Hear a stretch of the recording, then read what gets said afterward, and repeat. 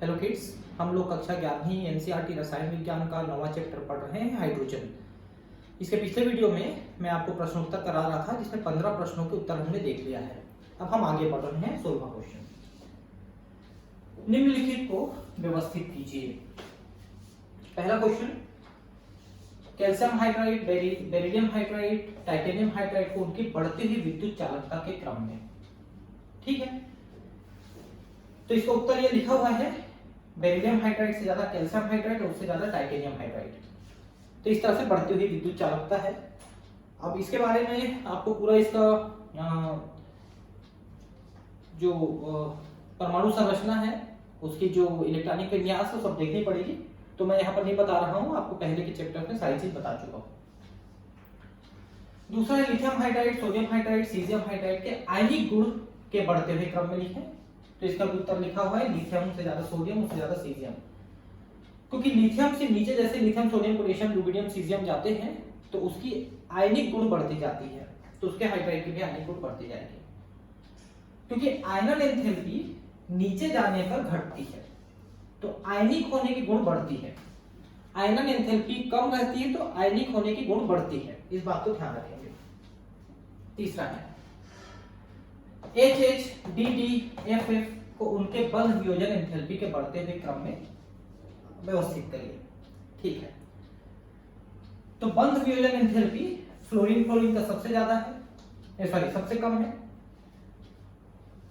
बंध वियोजन। ठीक है, और हाइड्रोजन का उससे ज्यादा है और ड्यूटेरियम का उससे ज्यादा है बंध वियोजन एंथैल्पी। ठीक है, नेक्स्ट है sodium hydride, magnesium hydride, H2O को बढ़ते हुए अपचायक गुण के क्रम में लिखना है।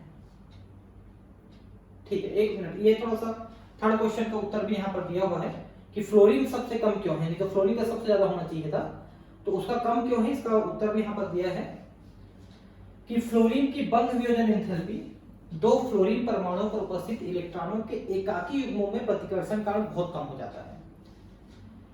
फ्लोरीन में दो एकाकी इलेक्ट्रॉन युग्म हैं और दो बंध युग्म इलेक्ट्रॉन्स हैं। तो एकाकी युग्म जितने ज्यादा रहते हैं उनमें प्रतिकर्षण होता है, उसके कारण से उनकी बंध उतनी कमजोर हो जाती है।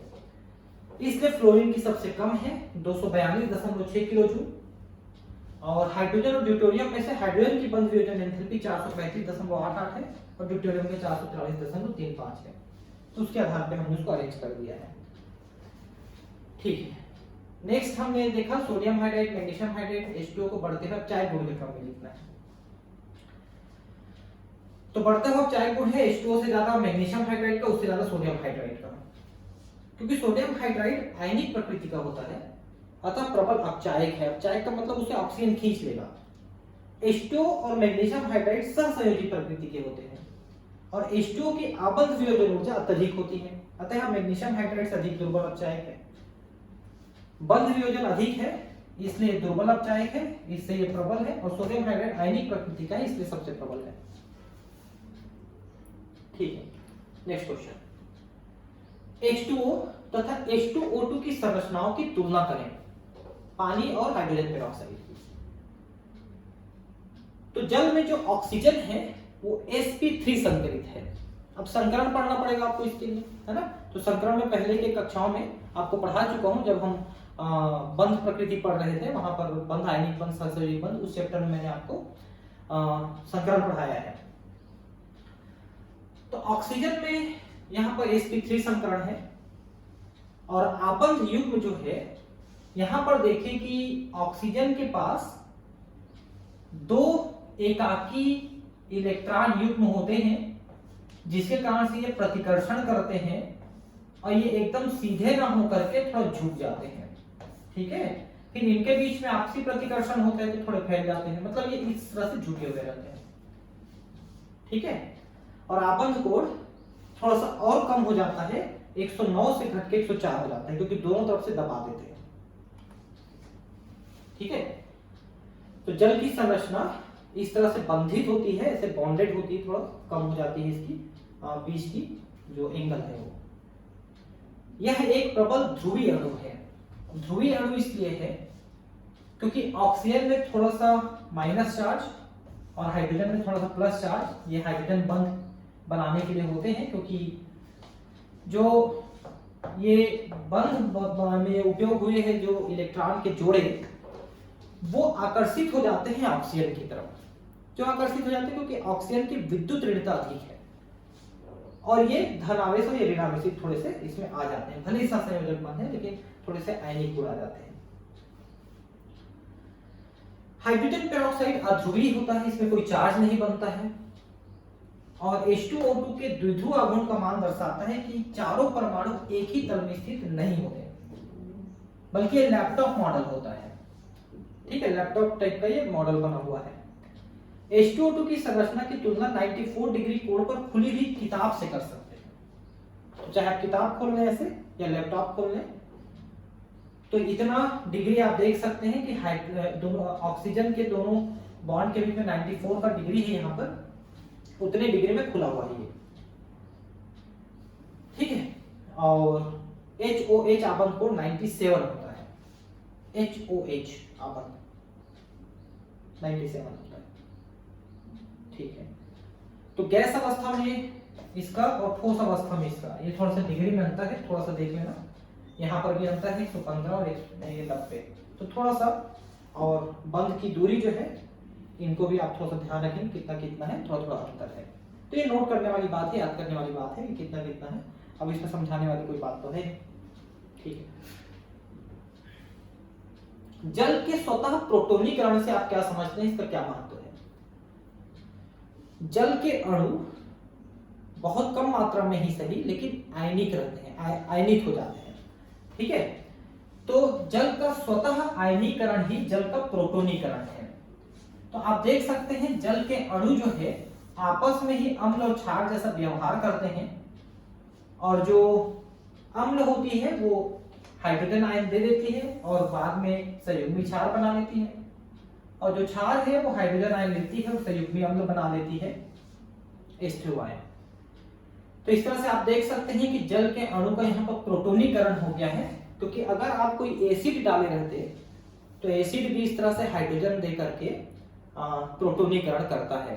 तो इससे जल का स्वतः प्रोटोनीकरण करते हैं कि अपने ही अणु जो है वहां पर अम्ल जैसा व्यवहार कर रहा है। अब यहाँ पर आप देख सकते हैं कि चूंकि एक अम्ल जैसा और एक क्षार जैसा व्यवहार कर रहा है जल का अणु, इसलिए उभयधर्मी प्रकृति का होता है। अम्ल और क्षार दोनों के साथ क्रिया कर सकता है।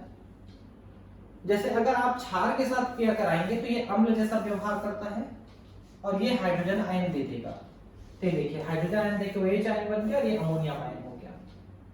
तो अम्ल जब हाइड्रोजन आयन दे देता है तो उसका वो संयुग्मी क्षार बन जाता है, और क्षार जब हाइड्रोजन आयन ले लेता है तो उसका संयुग्मी अम्ल बन जाता है। और अगर जल की क्रिया आप किसी अम्ल के साथ कराते हैं तो स्वयं ये क्षार जैसा काम करता है और हाइड्रोजन आयन ये रिसीव करता है। तो देखिए अम्ल से हाइड्रोजन आयन ये रिसीव करेगा, यहाँ पर हाइड्रोजन आयन दिया था ये रिसीव कर रहा है, तो हाइड्रोजन आयन लेकर के ये संयुग्मी अम्ल बन गया, और ये अम्ल जो है हाइड्रोजन आयन देकर संयुग्मी क्षार बन गया। तो इस तरह से क्षार और अम्ल दो चीजें यहाँ पर बन जाती हैं। ठीक है, तो उभयधर्मी प्रकृति की है, मतलब क्षार के साथ अम्ल जैसा और अम्ल के साथ क्षार जैसा व्यवहार ये करता है, ये उभयधर्मी प्रकृति का होता है। फ्लोरीन के साथ जल की अभिक्रिया से ऑक्सीकरण तथा अपचयन के पदों पर विचार कीजिए एवं बताइए कि कौन सी स्पीशीज ऑक्सीकृत या अपचयित होती है। ठीक है, तो फ्लोरीन का जब जल के साथ अभिक्रिया होता है तो इस अभिक्रिया को आप देखें क्या लिखा है कि ऑक्सीजन बनता है, हाइड्रोजन आयन बनता है और फ्लोराइड आयन बनता है। ठीक है, तो यहाँ पर फ्लोरीन जो है 0 से माइनस में गया है, मतलब इसका अपचयन हुआ है, और यहाँ पर हाइड्रोजन जो है प्लस में चला गया है, तो इसका ऑक्सीकरण हुआ है। ठीक है, तो जिसका अपचयन हुआ है वो ऑक्सीकारक की तरह व्यवहार करता है, और जिसका ऑक्सीकरण हुआ है वो अपचायक की तरह व्यवहार करता है। ठीक है, तो फ्लोरीन H2O के साथ अभिक्रिया करता है। जब दो H2O के साथ अभिक्रिया किया तो ऑक्सीजन बना, और 3 H2O के साथ अभिक्रिया किया तो ये ओजोन बनाता है। ठीक है, इन अभिक्रियाओं में आप देख सकते हैं कि जल अपचायक की तरह कार्य कर रहे हैं, क्योंकि स्वयं वो ऑक्सीकृत हो रहा है। जो स्वयं ऑक्सीकृत होता है वो सामने वाले को अपचयित करता है, तो अपचायक की तरह व्यवहार हुआ उसका, है ना। तो जल अपचायक की तरह व्यवहार कर रहा है और ये स्वयं ऑक्सीजन अथवा ओजोन में ऑक्सीकृत हो जाता है। क्लोरीन ऑक्सीकारक की तरह व्यवहार करता है, अतः स्वयं क्लोराइड आयन में फ्लोरीन जो है ऑक्सीकारक की तरह व्यवहार करता है और स्वयं अपचयित हो जाता है फ्लोराइड आयन में। ठीक है, तो फ्लोरीन और H2O ये कौन अपचायक है कौन ऑक्सीकारक है, ये इसमें स्पष्ट रूप से लिखा हुआ है। निम्नलिखित अभिक्रियाओं को पूरा कीजिए। तो लेड सल्फाइड है H2O के साथ, कैल्शियम ऑक्साइड H2O के साथ, कैल्शियम नाइट्राइड H2O के साथ, मैग्नीशियम ऑक्साइड है H2O2 के साथ और एल्यूमिनियम ट्राइक्लोराइड H2O के साथ। इनकी अभिक्रिया क्या होती है देखते हैं, चलिए।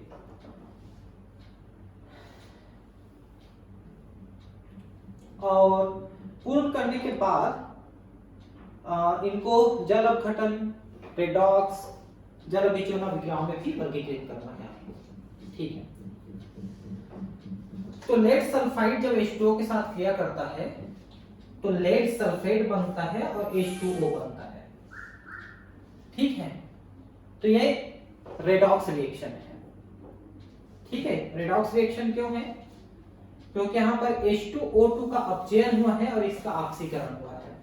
इसमें ऑक्सीजन जुड़ा है और इसमें से ऑक्सीजन कम हुआ है। ठीक है, तो रेडॉक्स रिएक्शन है ना। और प्लस माइनस के चार्ज भी आप गिन सकते हैं, तो उसके हिसाब से ये 2 माइनस होता है तो ये 2 प्लस है यहाँ पर। ठीक है, और यहाँ पर ये 2 2 में 4 माइनस हो गया और ये 2 माइनस हो गया 6 माइनस, तो ये हो गया प्लस 6। तो लेड का देखिए कि लेड जो है 2 माइनस से 2 प्लस से 6 प्लस में गया है तो ऑक्सीकरण हुआ है। उसी तरह से आप बाकी को देख सकते हैं कि ऑक्सीकरण हुआ है कि अपचयन हुआ है। ठीक है, मैग्नीज ऑक्साइड है। ठीक है, ये हाइड्रोजन और H2O2 के प्रेजेंस में क्रिया करता है, तो ये मैग्नीज आयन H2O और O2 में रिएक्ट कर जाता है। तो यहां पर आप देखिए कि O माइनस हुआ तो 4 दूनी 8 में गया 7, तो ये +7 कंडीशन में है। मैग्नीज +7 में है, अब +7 से +2 में उतर गया है तो इसका अपचयन हो गया है ना। तो अगर ये ऑक्सीकरण अपचयन हो रहा है मतलब ये रेडॉक्स रिएक्शन है, कहीं ना कहीं किसी न किसी का अपचयन और ऑक्सीकरण हो रहा है। ठीक है, कैल्शियम ऑक्साइड जल के साथ क्रिया करके सीधा सीधा कैल्शियम हाइड्रोक्साइड बन जा रहा है, तो इस पूरा का पूरा जल इसमें योजित हो जा रहा है, जुड़ जा रहा है, इसलिए ये जल योजन अभिक्रिया हुआ, पूरी की पूरी तरह से जुड़ गया है ये। ठीक है, एल्यूमिनियम ट्राइक्लोराइड है, ये H2O के साथ क्रिया करके एल्यूमिनियम हाइड्रोक्साइड और HCl में टूट गया है। ये तो टूट गया है तो जल अपघटन हो गया, एकदम सही है, जल अपघटन अभिक्रिया हो गई। कैल्शियम नाइट्राइड है H2O के साथ क्रिया करके कैल्शियम हाइड्रोक्साइड और अमोनिया बना लिया, तो इसका भी अपघटन हो गया, तो जल अपघटन क्रिया हो गया। ठीक है, अपघटन मतलब टूट गया है वो।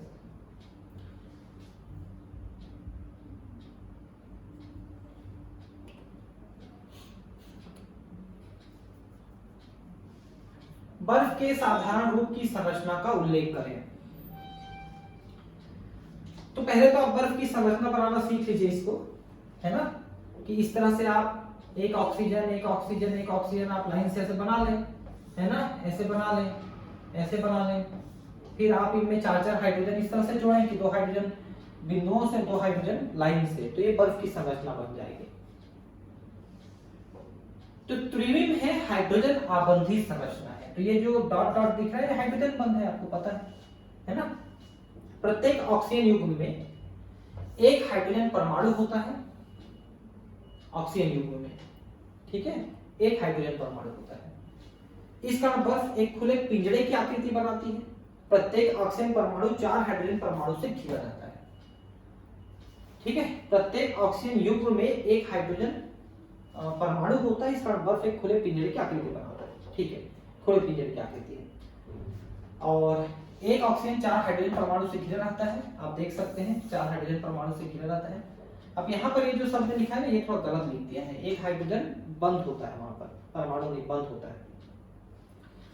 तो जो 4 हाइड्रोजन परमाणु इसमें 2 सहसंयोजक बंध से और 2 हाइड्रोजन बंध से जुड़े हुए हैं, लिखा भी है।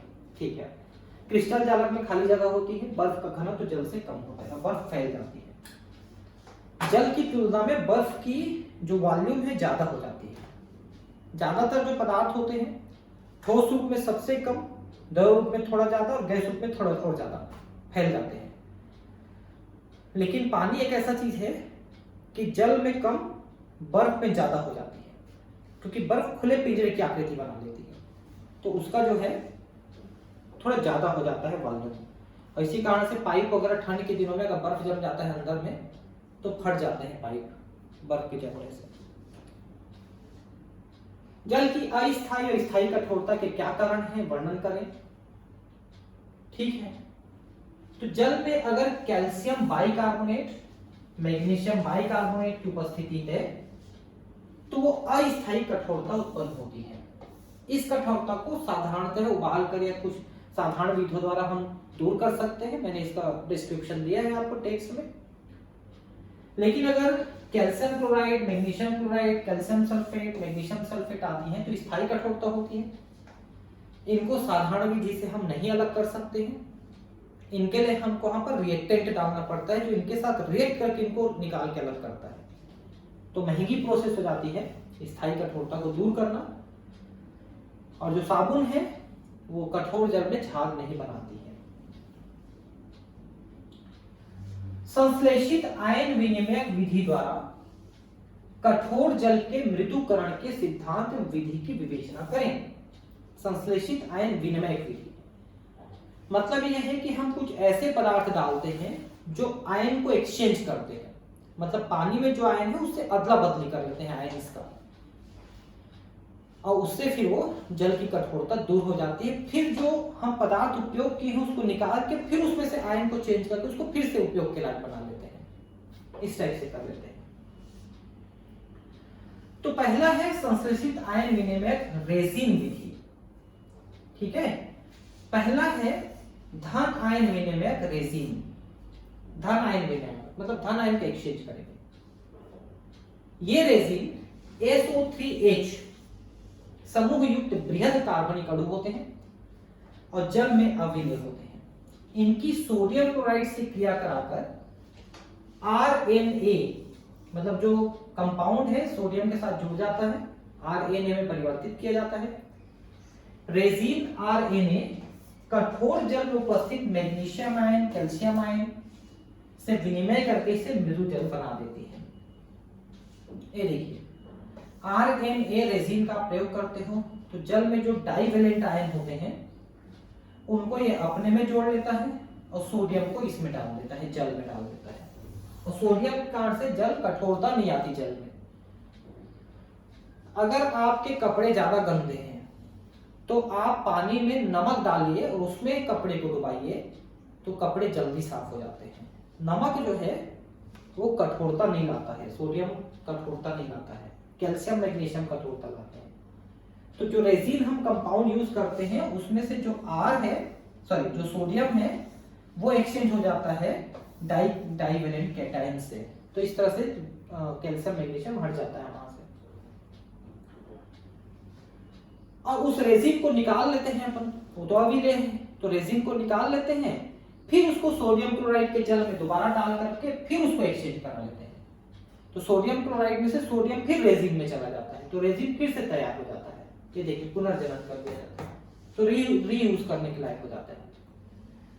शुद्ध विवर्णित तथा विआयनित जल को प्राप्त करने के लिए उपर्युक्त प्राप्त जल को क्रमशः धन आयन विनिमयक तथा ऋण आयन विनिमयक रेजिन में प्रवाहित करते हैं। धन आयन विनिमयक प्रक्रम में H आयन का विनिमय जल में उपस्थित सोडियम आयन के साथ कैल्शियम आयन, मैग्नीशियम आयन आदि आयनों से हो जाता है। 2RH M2+ Mr2 2H ion, तो अब ये H आयन एक्सचेंज कर रहा है, लेकिन इसमें जल में प्रोटॉन की संख्या बढ़ती है तो जल अम्लीय हो जाता है अगर इस टाइप के रेजिन का प्रयोग करते हो जो हाइड्रोजन आयन देता है। हमने पहले रेजिन में प्रयोग किया है सोडियम आयन देता है, दूसरे में हमने हाइड्रोजन आयन देने वाले का प्रयोग किया है तो जल अम्लीय हो जाता है। ऋण आयन विनिमयक में अगर आप अमोनियम आयन देने वाला अगर आप करते हो तो अमोनियम आयन जो है पानी से एक्सचेंज कर लेता है और हाइड्रोक्सिल आयन को ले लेता है। ठीक है, तो हाइड्रोक्सिल आयन के साथ जुड़ करके फिर बाद में एक्स आयन को एक्सचेंज कर लेता है हाइड्रोक्सिल आयन से। तो पानी में हाइड्रोक्सिल आयन चला गया और पानी का एक्स आयन यानी कि जो हेलोजन वगैरह है वो इसमें आ जाते हैं और ये निकाल देते हैं जो रेजिन है। इस प्रकार मुक्त हाइड्रोक्सिल आयन हाइड्रोजन आयनों को उदासीन कर देते हैं। तो हमें दो प्रक्रिया करा रहे हैं, यहाँ पर जल अम्लीय हो गया, इस अम्लीयता को नष्ट करने के लिए हम ये प्रक्रिया करा रहे हैं कि हम इसको इस रेजिन से फिर से क्रिया करा देते हैं पानी को। तो इस रेजिन में हाइड्रोक्सिल आयन रिलीज हो जाता है, पहले हाइड्रोजन आयन रिलीज हुआ, अब हाइड्रोक्सिल आयन रिलीज हुआ, अब दोनों क्रिया कर लिया, न्यूट्रलाइज हो गए। तो जो अम्लीयता बढ़ गई थी जल में वो उदासीन हो गई है। तो इस तरह से हम जल की कठोरता को आयन एक्सचेंज विधि द्वारा दूर कर सकते हैं। जल के उभयधर्मी स्वभाव को दर्शाने वाले रासायनिक समीकरण लिखिए। तो इसको तो हम पहले भी एक जगह देख चुके हैं कि जो जल है वो क्षार की तरह भी व्यवहार कर सकता है, अम्ल की तरह भी व्यवहार कर सकता है। अगर अम्ल के साथ क्रिया कराएंगे तो क्षार जैसा व्यवहार करेगा, क्षार के साथ अभिक्रिया कराएंगे तो अम्ल जैसा व्यवहार करेगा। पहला देख सकते हैं कि अम्ल के साथ अभिक्रिया किया तो हाइड्रोजन आयन लिया और क्षार की तरह व्यवहार किया, और जब क्षार के साथ क्रिया किया तो हाइड्रोजन आयन दिया और अम्ल की तरह व्यवहार किया। ठीक है, ये पानी जो है, इस क्रिया को अभी हम कुछ देर पहले एक और क्वेश्चन में पढ़ चुके हैं। तो अम्ल क्षार दोनों की तरह क्रिया करता है। हाइड्रोजन पेरोक्साइड के ऑक्सीकारक एवं औपचारिक रूप को अभिक्रियाओं द्वारा सिद्ध करें, समझाएं। ठीक है, ये ने ऑक्सीकारक का भी काम करेगा, औपचारिक की तरह भी काम करेगा हाइड्रोजन पेरोक्साइड H2O2। ठीक है, तो अम्लीय और क्षारीय माध्यमों में ये अलग अलग काम करता है, ऑक्सीकारक और औपचारिक का। तो अगर हम इसको अम्लीय माध्यम में क्रिया कराते हैं, ये अम्लीय माध्यम है, तो देख सकते हैं Fe2+ जो है Fe3+ में बदल गया, मतलब ये ऑक्सीकारक की तरह काम किया। 2+ से 3+ में ऑक्सीकरण हो गया है आयरन का। लेकिन अगर क्षारीय माध्यम में इसका क्रिया कराते हैं तो Mn2+ जो है ठीक है, अम्लीय माध्यम में भी ऑक्सीकारक काम किया और क्षारीय माध्यम में भी कुछ के साथ, ये देखिए जैसे Mn2+ को ये Mn4+ में बदल दिया। तो अम्लीय माध्यम में आयरन को और क्षारीय माध्यम में मैग्नीज को ये ऑक्सीकृत करता है।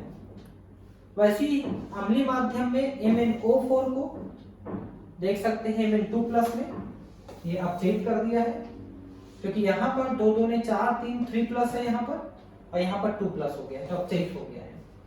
वैसे आयोडीन यहाँ पर 0 है और यहाँ पर माइनस में है तो अपचयित हो गया है।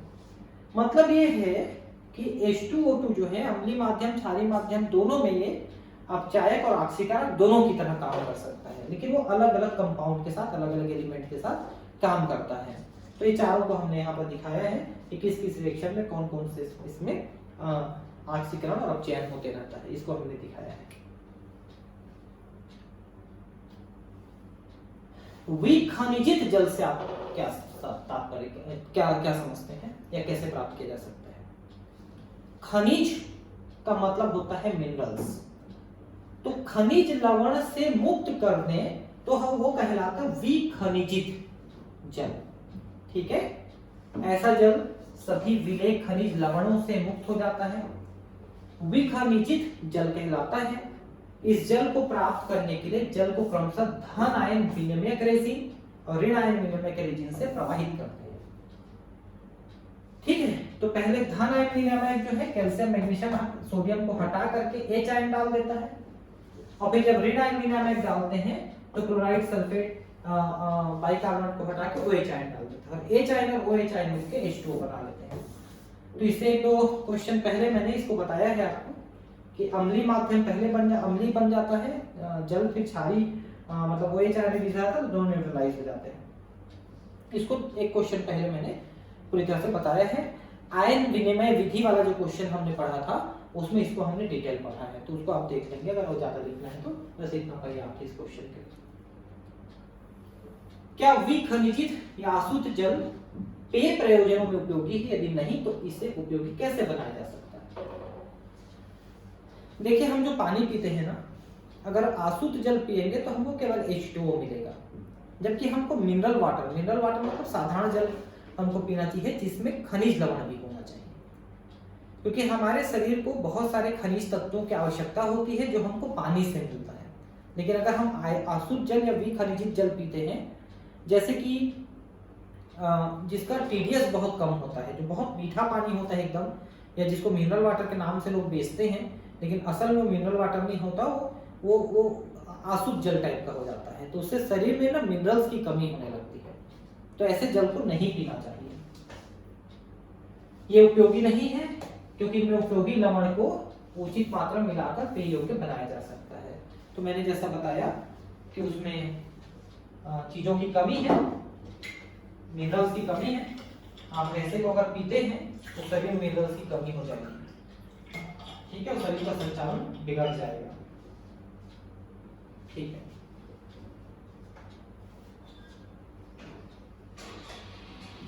जीवमंडल एवं जैव प्रणालियों में जल की उपादेयता को समझाइए।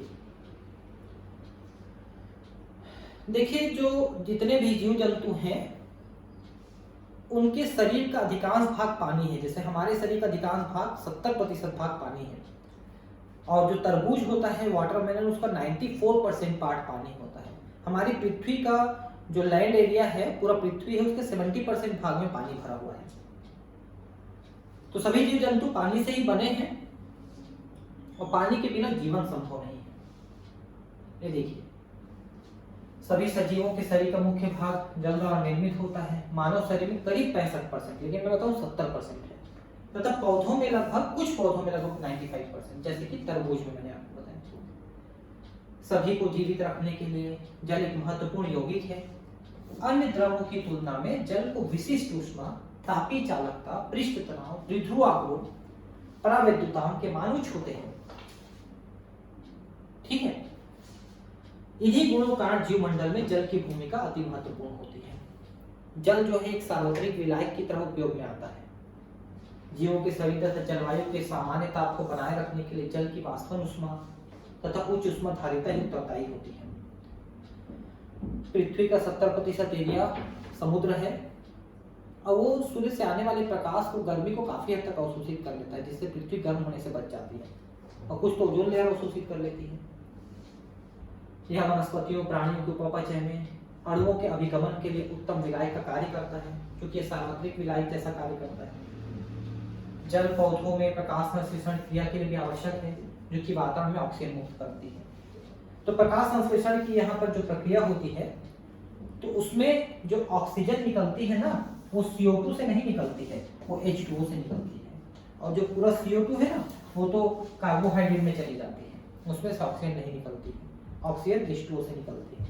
इसको प्रकाश संश्लेषण की जब प्रक्रिया हम पढ़ते हैं, तो रूबेन हासिद और कामेन नाम के वैज्ञानिक ने इस चीज को प्रूफ किया था कि ऑक्सीजन हाइड्रोजन से निकलता है, क्योंकि ऑक्सीजन के एक समस्थानिक O18 का प्रयोग करके इन्होंने इसको प्रूफ किया था, रूबेन हासिद और कामेन ने। जल का कौन सा गुण इसे विलायक के रूप में उपयोगी बनाता है? यह किस प्रकार के यौगिक पहला घोल सकता है और जल अपघटन कर सकता है? तो उच्च द्विध्रुव आघूर्ण और उच्च परावैद्युतांक के कारण जल विलायक के रूप में उपयोगी होता है।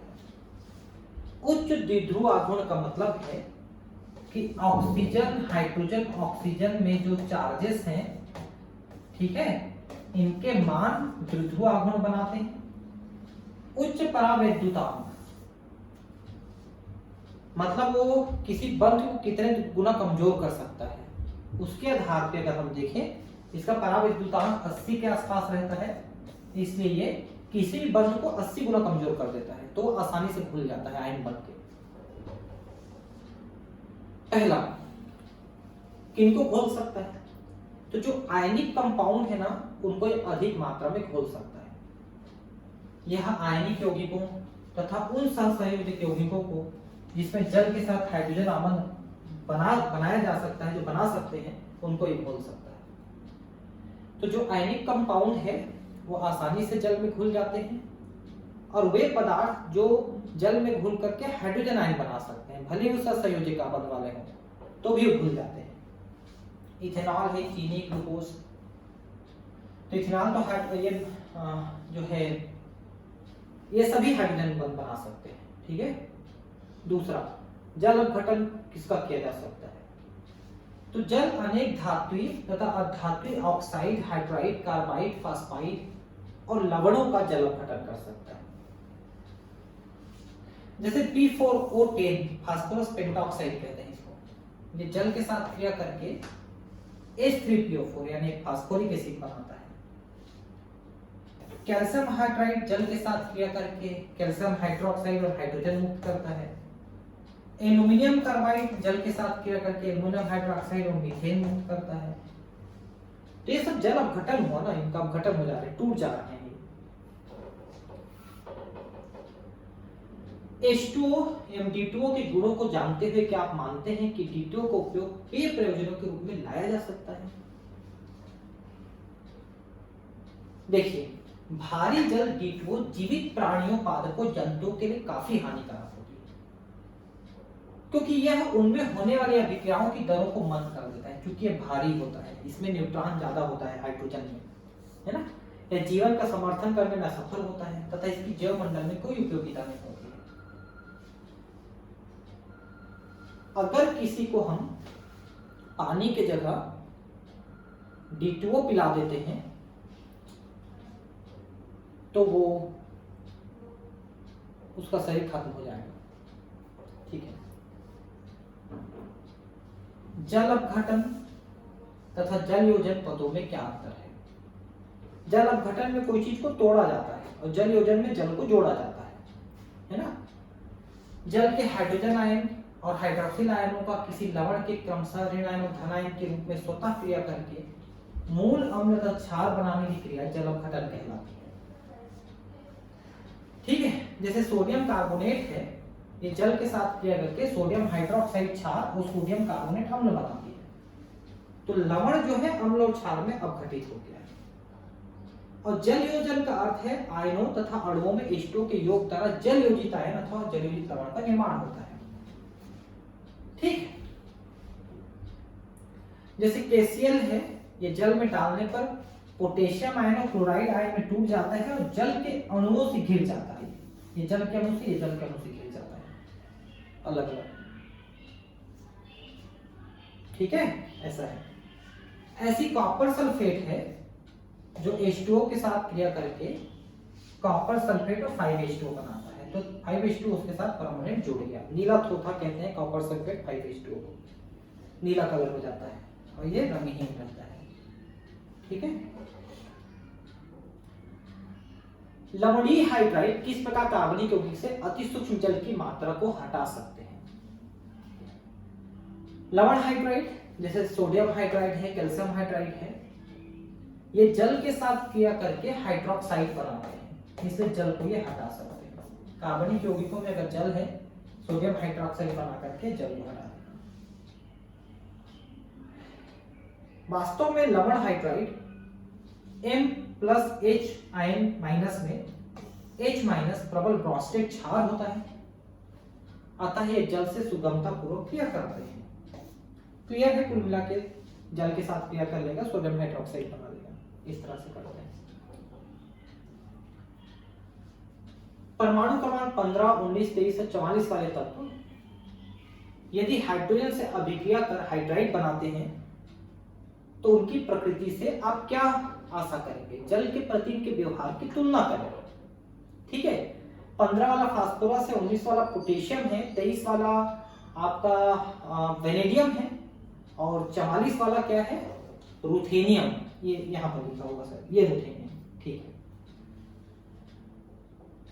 तो 15 वाला तत्व है फास्फोरस, P ब्लॉक का तत्व है और P ब्लॉक का संयोजक हाइड्राइड बनाते हैं। 19 वाला पोटेशियम है जो कि S ब्लॉक का धातु है, इसलिए आयन बनता है, तो आयनिक हाइड्राइड बनाता है।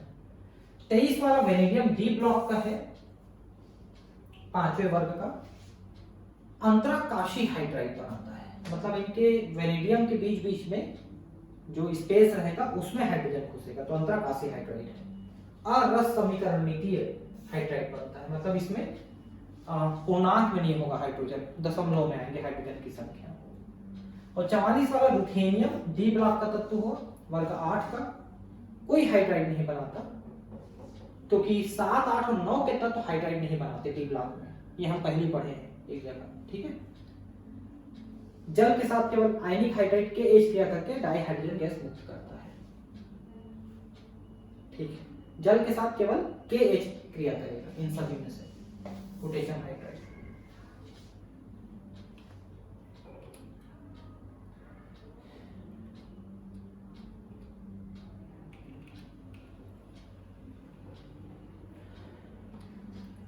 जब एल्यूमिनियम 3 क्लोराइड और पोटेशियम क्लोराइड को अलग अलग, पहला सामान्य जल, अम्लीय जल, क्षारीय जल से विकृत किया जाए तो किन विभिन्न उत्पादों की आशा करेंगे? रासायनिक समीकरण भी दीजिए। तो एल्यूमिनियम ट्राइक्लोराइड,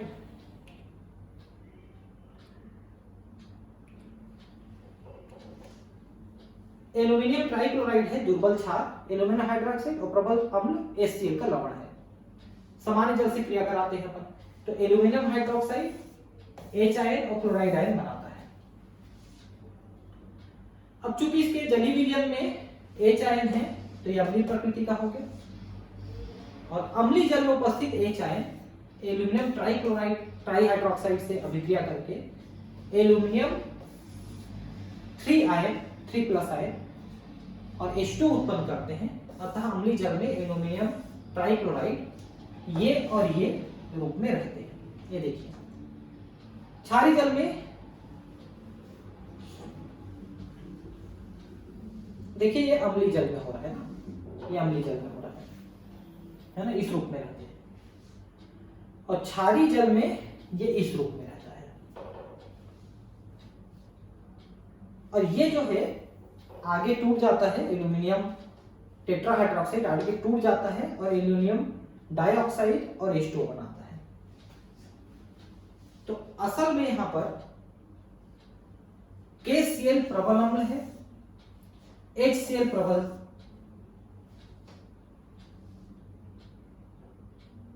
ठीक है। KCl जो है HCl और KOH का लवण है। HCl प्रबल अम्ल है, KOH प्रबल क्षार है और KCl उसका लवण है। यह सामान्य जल में जल अपघटित नहीं होता है, यह जल में केवल अपघटित होकर पोटेशियम आयन क्लोराइड आयन दे सकता है। ये देखिए पोटेशियम आयन और क्लोराइड आयन दे रहा है। KCl के जलीय विलयन उदासीन होता है, तो अम्लीय जल में अथवा क्षारीय जल में इसके आयन और कोई क्रिया नहीं करता है, ठीक है, तो उदासीन नहीं है। H2O2 विलंजन कारक के रूप में कैसे व्यवहार करता है, लिखिए। तो H2O2 विरंजक का मतलब होता है रंग उड़ाने वाला,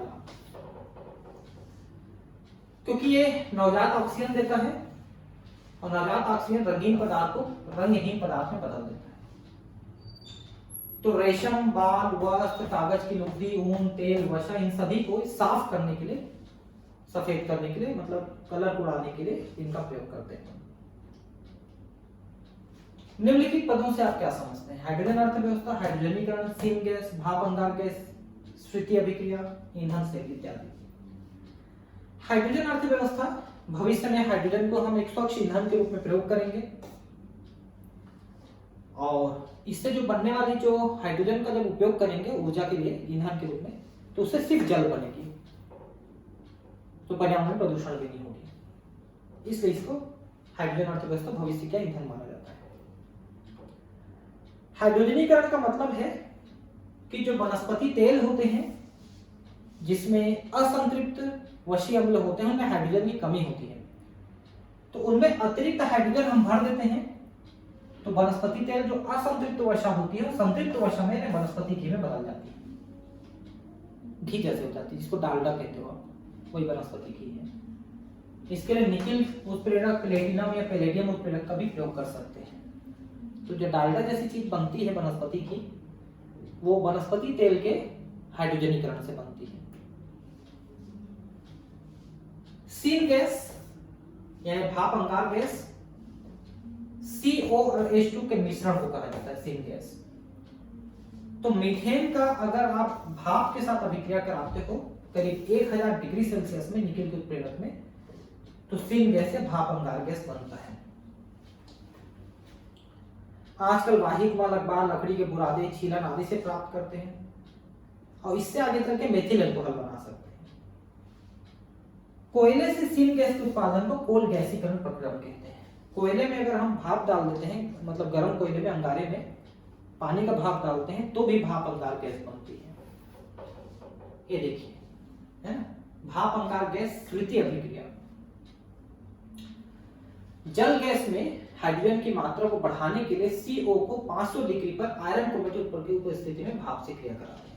ये जैसे सिंक गैस या जल गैस को, भाप गैस को अपन और अतिरिक्त जल की भाप से अभिक्रिया कराते हैं गर्म करके, तो CO2 वहां से निकल जाती है, CO2 बनकर H2 की मात्रा बढ़ जाती है। भाप अंगार गैस तृतीय अभिक्रिया हम इसको कहते हैं। ईंधन सेल क्या होता है? इसमें हम एक तरफ हाइड्रोजन एक तरफ ऑक्सीजन डालते हैं ईंधन सेल में, तो बनता पानी है, बहुत ज्यादा इलेक्ट्रिसिटी बनती है, विद्युत ऊर्जा में परिवर्तित हो जाती है सीधा सीधा। इसकी क्षमता 70 से 85% तक है, जितनी क्षमता किसी भी और सेल की नहीं होती है, किसी भी और बैटरी की इतनी क्षमता नहीं होती है। ठीक है, तो हाइड्रोजन के क्वेश्चन आंसर भी पूरे हो गए एनसीईआरटी के। अब हम नेक्स्ट क्लास में नेक्स्ट टॉपिक लेके मिलेंगे आपसे। ठीक है, थैंक यू।